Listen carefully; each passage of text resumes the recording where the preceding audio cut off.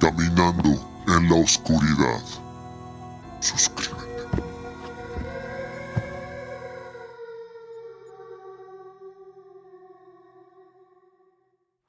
Caminando en la oscuridad, dándoles la bienvenida nuevamente, compartiendo relatos de terror con todos ustedes, apasionados del tema. Si aún no te has suscrito al canal o a nuestra cuenta de Spotify, te invitamos a hacerlo para que esta familia siga creciendo más y más. También te recuerdo que nuestro libro La Última Vela está disponible en Amazon, un libro con 20 cuentos de terror.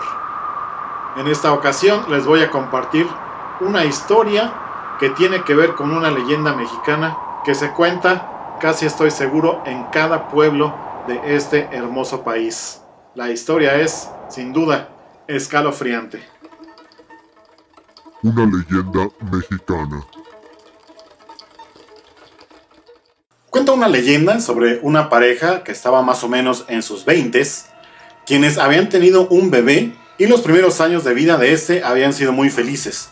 Sin embargo, la situación financiera de la familia cada vez iba apretándose más y esto provocaba gran tensión. A pesar de eso, el amor entre la pareja no disminuía y hacían todo lo posible por mantener feliz a su bebé. Fueron pasando los meses y el bebé comenzaba a balbucear y de hecho había conseguido ya decir una palabra, o por lo menos un intento de esta. Cada vez que veía a su papá o a su mamá, el niño les decía tata. Los problemas financieros fueron creciendo hasta que un día la pareja entró en una depresión terrible y decidieron acabar con sus vidas. El padre de la familia comunicó esta determinación a un amigo.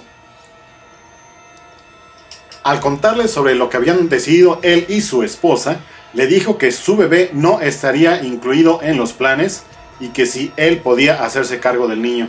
El amigo, antes de contestar sobre la posibilidad de quedarse con el bebé, le advirtió que él y su esposa no debían suicidarse, ya que en el pueblo corría una leyenda que decía que cualquier persona que hiciera eso condenaría a sus almas a vagar por los infiernos por la eternidad. Además, le dijo, si tienes la intención de dejar a tu bebé con vida, también sobre él caería una maldición.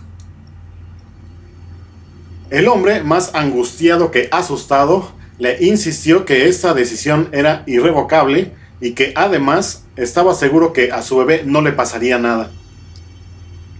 El hombre que quedaría a cargo del bebé le insistió en que no lo hiciera, sin embargo no logró convencerle. Tras un par de semanas después de esa visita, el hombre estaba esperando que en algún momento él o ella, o quizá la pareja, llegara a entregarle a su bebé. Sin embargo, no fue así.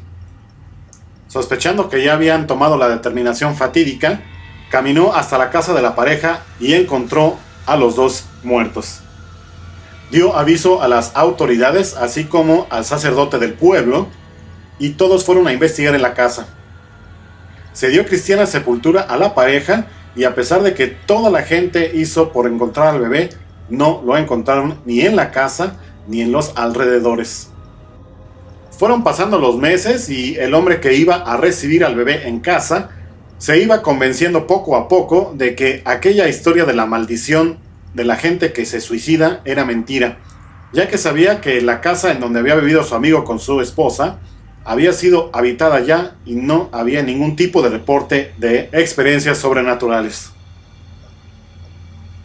Justamente el día que se cumplió el primer aniversario del suicidio de la pareja y la misteriosa desaparición del bebé, un hombre foráneo entró al pueblo en su bicicleta y se detuvo junto al arroyo que marcaba el perímetro del pueblo. Se sentó ahí a descansar unos minutos cuando empezó a escuchar que un bebé lloraba cerca de él. Volvió la vista y detrás de él había unos arbustos a los cuales se acercó, ya que distinguía que desde ahí se originaba el llanto del infante. Con las manos abrió los arbustos y ahí encontró al bebé envuelto en unas sábanas. Lo levantó, lo puso en la canastilla de su bicicleta, se subió a esta y pedaleó hasta el pueblo. Aunque el terreno que iba andando era plano, le llamó la atención el hecho de que poco a poco la bicicleta iba pesando más. Era casi como si estuviera intentando subir una empinada ladera de montaña. No encontraba una explicación sobre el porqué de este peso y llegó hasta el centro del pueblo, en donde encontró algunos vecinos. Entre esos vecinos se encontraba el sacerdote del pueblo, así como aquel hombre que había aceptado adoptar al bebé. Se presentó con ellos, bajó de la bicicleta y le señaló al bebé, explicándoles en dónde lo había encontrado. Todos se impactaron ante la posibilidad de un bebé abandonado y el sacerdote se acercó a la bicicleta. En ese momento, el hombre, el cual había adoptado al bebé, se acordó de la historia y también de la famosa maldición de la gente que se suicida. Sintió un escalofrío y con un grito de "no se acerque" detuvo al sacerdote. El visitante del pueblo todavía sostenía su bicicleta tomándola del asiento y se sintió asustado ante la reacción de aquel hombre. A pesar de la impresión que sentía, el amigo de la pareja que había muerto tomó al bebé en sus brazos. Apenas se alcanzaba a ver el rostro del bebé, ya que estaba bien envuelto en las sábanas. Cuando lo levantó, el peso del bebé era normal, el peso de cualquier bebé a esa edad. Sin embargo, conforme fueron pasando los segundos, nuevamente el peso del cuerpo del infante comenzó a incrementarse. El hombre nuevamente comenzó a sentir miedo, miraba al sacerdote, al extranjero y a la gente que le rodeaba, tratando de buscar una respuesta. Justo cuando estaba a punto de vencerse por el peso del bebé, abrió las sábanas y le vio el rostro. La mirada del bebé hizo contacto visual con él y en ese momento se dio cuenta de lo vacía que era la mirada y la expresión del niño. Este le regaló con una sonrisa y abriendo la boca le dijo con voz gutural: ¿Ya viste mis dientes, tata? Aterrorizado, el hombre dejó caer al bebé al suelo, en donde se convirtió en una nube de polvo. Suscríbete al canal. Todo el pueblo corrió hacia la iglesia y comenzaron a rezar por el alma del bebé, el cual, según cuenta la leyenda, se sigue apareciendo en el arroyuelo del pueblo y, curiosamente, algo que nadie ha podido explicarse, solamente se le aparece a los hombres. Suscríbete al canal. En esta ocasión, en Caminando en la Oscuridad, viajaremos a un pequeño pueblo de Estados Unidos en el invierno de 1928. En un convento aislado, una mujer fue llevada para recibir un ritual que, según quienes estuvieron presentes, se prolongó durante semanas. Algunos creen que fue uno de los exorcismos más documentados del siglo XX. Otros piensan que fue algo muy distinto. Esta es la historia del caso, que el mundo conocería después como El exorcismo de Anna Eklund.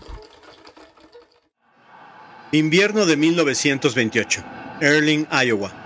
La nieve caía lenta, espesa, como si el cielo intentara enterrar algo bajo un manto blanco. El convento de las hermanas franciscanas se alzaba aislado, oscuro, silencioso. Un edificio antiguo, de madera que crujía incluso cuando no había viento. Esa noche nadie dormía. En el segundo piso, al final de un pasillo estrecho, iluminado por lámparas de aceite, una habitación permanecía cerrada. Desde dentro se escuchaban oraciones en latín, constantes, rítmicas. Dentro el aire era denso. En el centro del cuarto, sobre una cama reforzada con tablones y correas de cuero, estaba ella, Emma Schmidt, aunque años después la llamarían Anna Eklund. Tenía el cabello pegado al rostro por el sudor.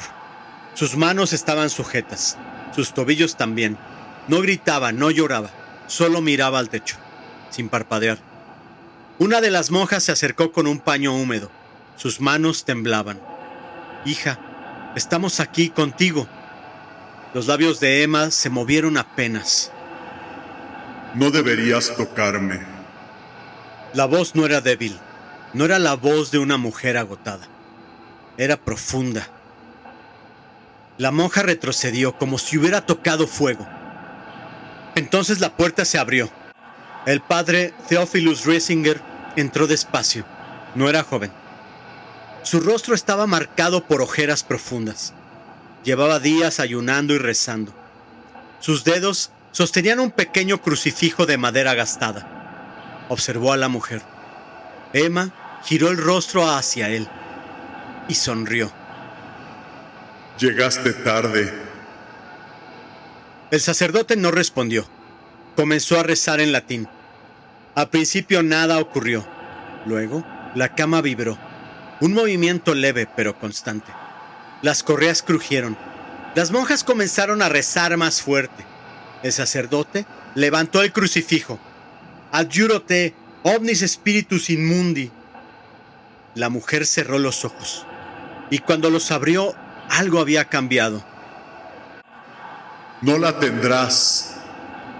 Pero no le estaba hablando al sacerdote. Parecía hablar con alguien más. Los días siguientes se fundieron en uno solo. Emma no dormía, no comía, escupía la comida si intentaban forzarla. Decía que el agua bendita le quemaba la piel, que al acercarle el crucifijo, su cuerpo se arqueaba con violencia. Pero lo peor no eran los movimientos, eran las voces. A veces era una, a veces eran varias, graves, burlonas, en idiomas que las monjas no reconocían. Una noche, mientras el sacerdote rezaba, la mujer comenzó a reír. No era una risa humana. Era una carcajada prolongada, como si varias gargantas estuvieran riendo al mismo tiempo. El padre Riesinger dudó, por primera vez dudó. Y en ese instante, Emma abrió los ojos y lo miró fijamente. Tienes miedo. El sacerdote apretó el crucifijo. No por mí, respondió. El aire se volvió más frío. Las lámparas parpadearon. Durante horas la mujer habló, insultó, reveló pecados que nadie había confesado, señaló culpas ocultas. Las monjas comenzaron a llorar mientras seguían rezando. Una de ellas abandonó la habitación y ya no volvió. Pasaron semanas. Emma perdió peso, su piel se volvió pálida y a veces parecía tranquila, casi dormida. Y entonces, de pronto, la violencia regresaba. Golpes contra la madera. Gritos que parecían no salir de su garganta. Un olor desagradable, agrio, que impregnaba el cuarto. El sacerdote estaba agotado. Había momentos en que la miraba y se preguntaba si todo aquello era enfermedad, si estaba equivocado, si estaba dañando más de lo que ayudaba. Y entonces ella sonreía, como si escuchara sus pensamientos. No puedes expulsarnos. Plural, siempre plural. La noche final llegó sin aviso. El cielo estaba cubierto, no había luna. La habitación estaba en silencio, demasiado silencio. El padre Riesinger comenzó el ritual una vez más. Su voz era más débil pero firme. Las monjas respondían. Emma permanecía inmóvil, hasta que comenzó a temblar. Primero leve, luego violentamente. Las correas se tensaron. Un grito atravesó el cuarto. No era agudo, era profundo. El sacerdote levantó el crucifijo. In nomine Iesus Christi. La mujer arqueó la espalda con una fuerza imposible para su cuerpo debilitado. Sus ojos se abrieron, negros, completamente negros. El grito se transformó en un alarido desgarrador. Las lámparas se apagaron. Las monjas siguieron rezando a ciegas. El sacerdote no se detuvo. Un último alarido y luego silencio. Un silencio absoluto, pesado. Cuando la lámpara volvió a encenderse, Emma estaba inmóvil, respiraba. Sus ojos eran normales y también lloraba. ¿Dónde estoy?, preguntó con voz débil. El sacerdote no respondió de inmediato, solo cayó de rodillas. Esta historia no nació en la imaginación de un escritor. Está basada en un caso que realmente ocurrió. La mujer que en muchos relatos aparece con el nombre de Anna Eklund, en realidad se llamaba Emma Schmidt. Vivió en Estados Unidos a finales del siglo XIX y principios del XX. En 1928 fue llevada al convento de las Hermanas Franciscanas en Earling, Iowa, donde el sacerdote capuchino Theophilus Riesinger realizó durante varias semanas un ritual de exorcismo. El caso fue documentado años después en un pequeño libro publicado en 1935, titulado Begone Satan, basado en testimonios de personas que estuvieron presentes. Para algunos se trata de uno de los exorcismos más famosos registrados en Estados Unidos. Para otros fue una combinación de enfermedad mental, miedo y las creencias de la época. Lo cierto es que Emma Schmidt existió. Y durante semanas en aquel convento aislado de Iowa, ocurrió algo que dejó a todos los presentes marcados para siempre. Lo que realmente pasó en esa habitación, quizá nunca lo sabremos. Todos los derechos reservados, Naucalpan 2026.